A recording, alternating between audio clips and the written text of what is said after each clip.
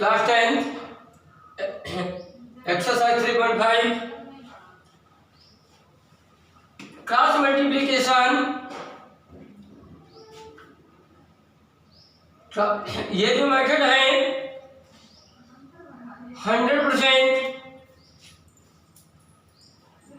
Exam में आएगा। इसमें कुछ कंडीशंस होती हैं, दी गई क्वेश्चन को हम कैसे सॉल्व करेंगे। इससे पहले सब्स्टिट्यूट पढ़ाया जा चुका है और एलिमिनेट मेथड बताया जा चुका है। थर्ड मेथड कौन सा है? Cross multiplication method. तो ध्यान दीजिएगा, ये किस कैटेगरी से सॉल्व करोगे। इसमें भी दो इक्वेशन दी होंगी, तो ध्यान देना दोस्तों, a1x plus b1y plus c1 equal to 0 कर देना। अभी तक जो आप इक्वेशन लिखते थे दोस्तों, c1 किधर होता था? इक्वल के उस साइड में लिखते थे, इस तरीके से लिखते थे 2x plus 3y equal to 4 लिखते थे दोस्तों। लेकिन इस बार c1 कहाँ होगा? इक्वल के इस साइड में। इसी प्रकार सेकंड इक्वेशन होगी a2x plus b2y plus c2। Cross multiplication method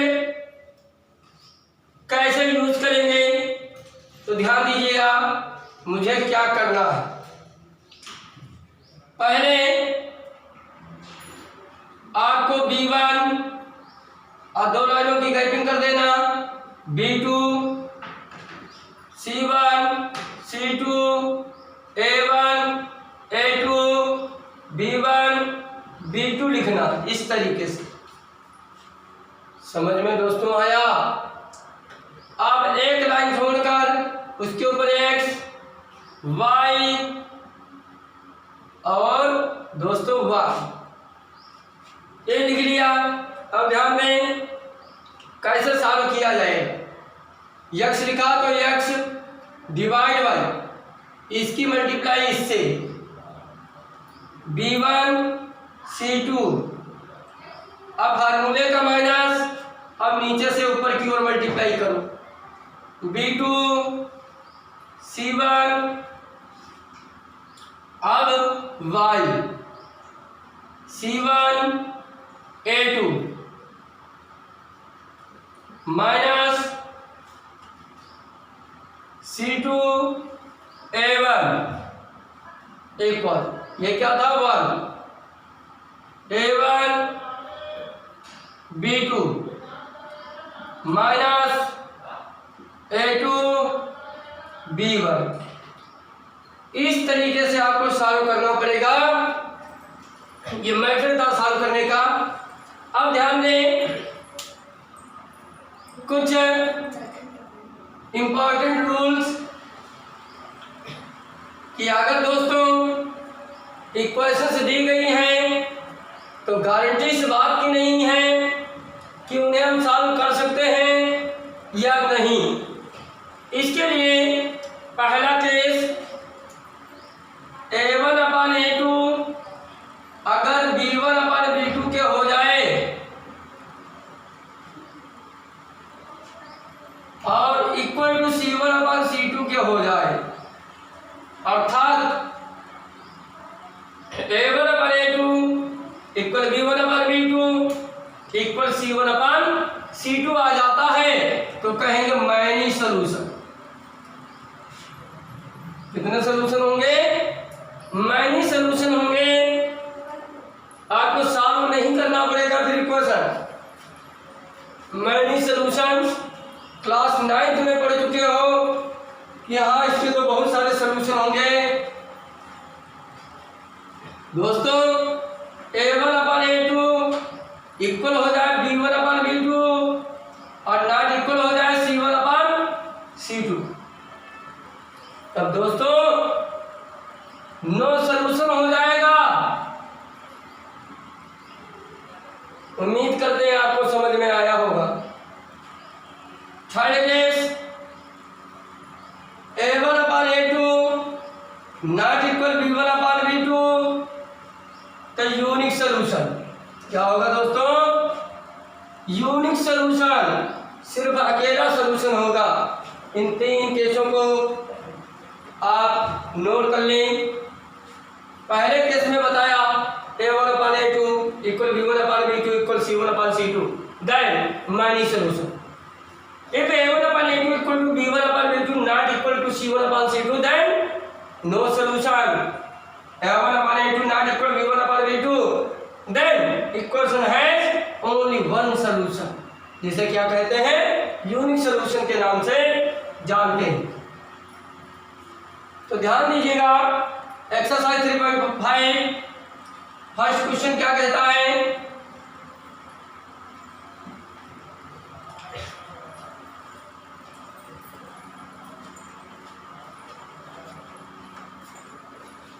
पहले क्वेश्चन में ये कहा गया है 4 केस दिए गए हैं। कितने केस दिए गए हैं? 4 केस दिए गए हैं। उनमें से कौन सा यूनिक सोल्यूशन आपको पहचानना है, बताना है कि इनमें से यह यूनिक सोल्यूशन है। अगर दोस्तों अगर यूनिक सोल्यूशन है तो उसे सॉल्व कर दीजिए। पहला दिया x minus 3y minus 3 equal 0, 3x minus 9y minus 2 equal to 0। Check करते हैं किस प्रकार का सलूशन है। तो क्या करेंगे? A1 अपान A2 निकालो। A1 क्या है? जो x का कोफिशिएंट, x के साथ 1 लिखा है। A2 कितना? 3। V1 अपान V2 निकालो, माइनस 3 अपान 9, कैंसिल करोगे 1 अपान 3। C1 अपान C2 निकालो, माइनस 3 अपान 2, माइनस माइनस प्लस। देखो A1 upon A2 equal to आया V1 अपान V2 की, आ गया। लेकिन बच्चों not equal C1 upon C2, क्यों? C1 अपान C2 की वैल्यू इसके इक्वल नहीं थी, हेंस इक्वेशन है नो सॉल्यूशन। इसका नो सॉल्यूशन होगा। 1 नंबर में तो बोर्ड में यही पूछा जाएगा कि कौन सा सॉल्यूशन है और कौन सा नहीं है। आगे बढ़ते हैं दोस्तों, सेकंड पार्ट लेते हैं। इस क्वेश्चन में तो यही मात्र कहा गया अगर यूनिक है तो सॉल्व करें, अदरवाइज नहीं। Second part 2x plus y equal to 5, 3x plus 2y equal to 8। ध्यान दें दोस्तों, ध्यान दें। C1 को इधर लाओ,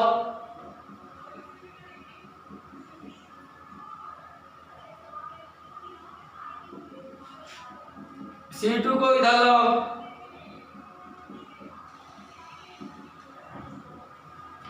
A1 अपान A2 निकालो दोस्तों। A1 कितना था? 2, A2 कितना है? 3। इसी प्रकार B1 अपान B2 निकालो, 1 अपान 2। अब आगे करने की जरूरत नहीं है दोस्तों, क्यों? क्योंकि A1 upon A2 not equal B1 upon B2, then equation has unique solution. Any doubt? अगर यूनिक सोल्यूशन है तो इसे सॉल्व करें। सॉल्व करने की कैटेगरी बता चुके थे, ध्यान दीजिएगा। सबसे पहले क्या लिखेंगे? B1 B2। B1 कितना? 1, B2 कितना? 2, C1 माइनस 5, C2 माइनस 8। अब A1 A2 B1 B2। अब इसके ऊपर X, इस पे छोड़ लेना, Y 1। अब दोस्तों क्या करना है, ध्यान दीजिएगा। यक्स अपान इसकी मल्टीप्लाई, 1 की मल्टीप्लाई -8 से करोगे कितना आएगा, -8, फार्मूले का माइनस। अब इसकी मल्टीप्लाई इससे करो तो -10 आया, तो माइनस माइनस +10 और y। अब इसकी मल्टीप्लाई इससे, माइनस का 15, फार्मूले का माइनस, इसकी मल्टीप्लाई -16 हुआ तो +16, 1, इसकी मल्टीप्लाई 4 मल्टीप्लाई 3, यक्स 10 से 8 लेस किया 2, 16 से 15 लेस किया 1, 4 से 3 लेस किया 1। इन दोनों को, किसको किसको दोस्तों, ध्यान दीजिए, ध्यान दीजिएगा क्या मैं कहने वाला हूं। इन दोनों को ले लिया जाए। जैसे मैंने लिया, क्रॉस मल्टीप्लाई की तो यक्स बन जा यक्स इक्वल टू 2 बन जा 2, एक्स की वैल्यू जा गई। अब तो समझदार हो, इसे आप कर लें। y upon 1 equal to 1 upon 1, then y equal to 1। उम्मीद करते हैं आपको समझ में आया होगा। जो कमियां रह गई हो तो अगले क्वेश्चन में कर लें, क्लियर करें डाउट। ध्यान दीजिए दोस्तों क्या होने वाला। अगला third part, 3x - 5y equal to 20, 6x - 10y equal to 40। C1 और C2 को रिप्लेस कर लेना दोस्तों। और नहीं भी करते हो तो कोई दिक्कत नहीं है, लेकिन दोस्तों एक ही प्रैक्टिस करें तो ज्यादा बेस्ट रहेगा। चेक करते हैं, A1 upon A2 3/6, B1 upon B2 5 का 10, C1 अपान C2 -20 अपान -40। यह कैंसिल होगा 1/2, 1/2 माइनस प्लस 1/2। क्या देखा, A1 upon A2 equal to 1/2 आया, B1 अपान B2 भी 1/2 आया, C1 अपान C2 भी 1/2 आया। Hence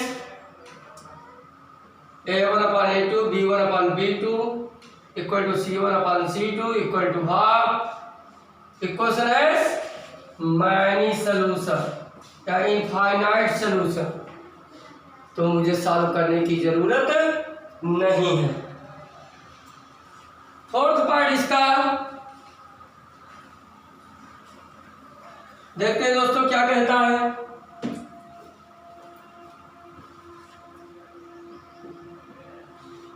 x - 3y - 7 equal to 0, 3x - 3y - 15 equal to 0। तो सबसे पहले दोस्तों क्या निकालेंगे, A1 अपान A2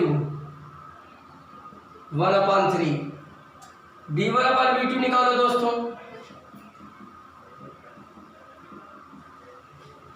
ये दोनों ही इक्वल नहीं आए तो आगे निकालने की जरूरत नहीं है दोस्तों। क्या करना है मुझे, A1 अपान A2 नॉट हुआ B1 अपान B2 के equal, hence equation has unique solution. Question क्या कहता था दोस्तों, अगर यूनिक है तो उसे सॉल्व करें, तो यहां पर तो यूनिक ही है तो सॉल्व करते क्यों नहीं, कर लेते हैं। तो ध्यान दीजिएगा वही मेथड, B1 पहले फिर B2, C1 C2, A1 A2 B1 B। ध्यान आया दोस्तों, यहाँ x y 1। अब दोस्तों क्या करना है, x डिवाइड बाई इसकी मल्टीप्लाई, माइनस माइनस प्लस 15 3 जा 45 माइनस फार्मूले का इसकी मल्टीप्लाई, माइनस माइनस प्लस 7 3 जा 21। आगे बढ़े, y माइनस 21 फार्मूले का माइनस इसकी मल्टीप्लाई, माइनस का 15 1 माइनस का 3 फार्मूले का minus, minus minus plus minus minus 9 आया माइनस का, तो माइनस माइनस प्लस हो गया। देखते हैं दोस्तों, 45 से 21 लेस किया 24 माइनस का 6, 9 से 3 लेस किया 6। अब इन दोनों को लेते हैं, cross multiply, x equal to 6 4 जा 6 डिवाइड में जाएगा, y divide by minus 6 equal to 1/6, 6 6 cancel, तो y equal to -1। It is answer of this question. उम्मीद करते हैं आपको क्रॉस मल्टीप्लिकेशन विधिवत समझ में आ रहा होगा। इसी प्रकार अगला क्वेश्चन, सेकंड का first part and second part very important, बस इतना समझें कि एग्जाम में आ रहा है, इतना समझें कि एग्जाम में आ ही रहा है। इससे पहले दोस्तों एक बात कहना चाहूंगा कि हमारे चैनल को लाइक कीजिए, सब्सक्राइब कीजिए, कमेंट कीजिए एंड शेयर भी कीजिएगा, मत भूलना। क्वेश्चन कह रहा है, बुकें तो सबके पास होंगी ही होंगी, क्या बोला है देख चुके हो, तो देखते हैं क्या कह रहा है। कहता है find the values of A and B, A और बी की वैल्यूज निकालना है, जबकि यह मैनी सॉल्यूशन है। दी गई क्वेश्चन कैसी है दोस्तों, मैनी सॉल्यूशन। अगर दोस्तों मैनी सॉल्यूशन है तब A1/A2 इक्वल होना चाहिए किसके, क्वेश्चन कह रहा था कि मैनी है तो मैनी की कैटेगरी लगा दो, A1 कितना, B1 कितना, B1 कितना, B2 कितना, C1। हाँ दोस्तों, मैंने कहा था कि C1 को इधर ही रखना, कोई नियम ऐसा नहीं है। अगर C1 इक्वल के उधर है तो C2 भी इक्वल के उधर हो, क्यों, इधर आएगा ये भी माइनस का हो जाएगा, इधर आएगा ये भी माइनस का हो, जब डिवाइड करोगे दोस्तों तब क्या हो, क्या होगा, माइनस माइनस प्लस हो गया। 7 divide by 3a plus b minus 2। अब इन दोनों को 3 पार्ट है लेकर के इक्वेशन बनाओ, पहले इन दोनों को लेते हैं, ध्यान दें, इन दोनों को ले रहा हूं,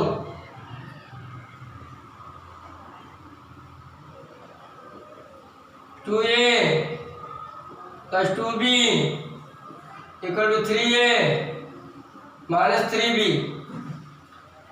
ए एक पास,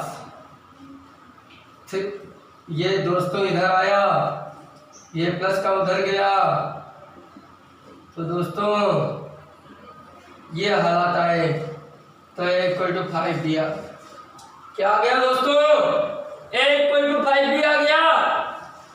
एक इक्वेशन इसका नाम दे देते फर्स्ट। अब चाहे इन दोनों को लो